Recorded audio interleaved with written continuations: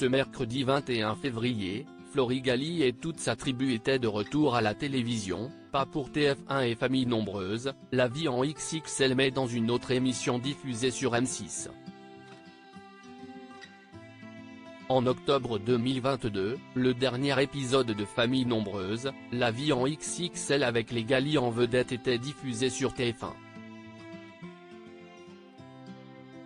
Flory et Bastien mettaient un terme à 2 années de tournage parfois compliquées, à tel point que ses parents de 5 enfants avaient décidé de faire une pause début 2021 avant de signer leur grand retour.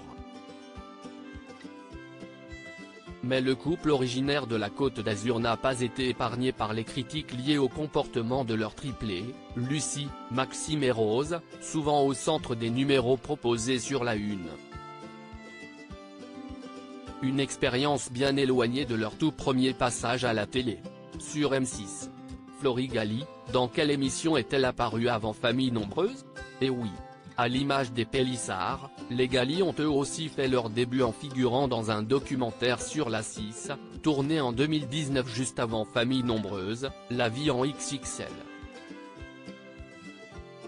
Ce mercredi 21 février, un jour, un doc s'intéressait aux familles, pas comme les autres et donc à Flory, Bastien et leurs 4 bambins, car à l'époque, Paul, n'était pas encore né. La maman, alors âgée de 35 ans, était encore juriste, quand son époux de 36 ans occupait déjà son poste de fonctionnaire territorial en mairie. Arthur, lui, n'avait que 8 ans. Les triplés venaient, quant à eux, de fêter leur premier anniversaire. C'est d'ailleurs à cette occasion que les parents ont accepté de raconter leur histoire face caméra, comme l'a révélé la mère sur Instagram cet après-midi.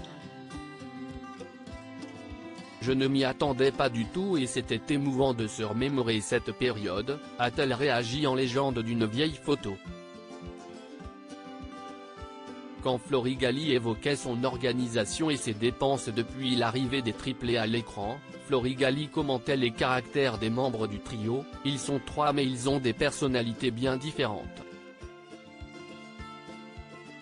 On a Maxime qui est le casse-cou de service, il est vraiment très drôle, très marrant mais aussi très dangereux.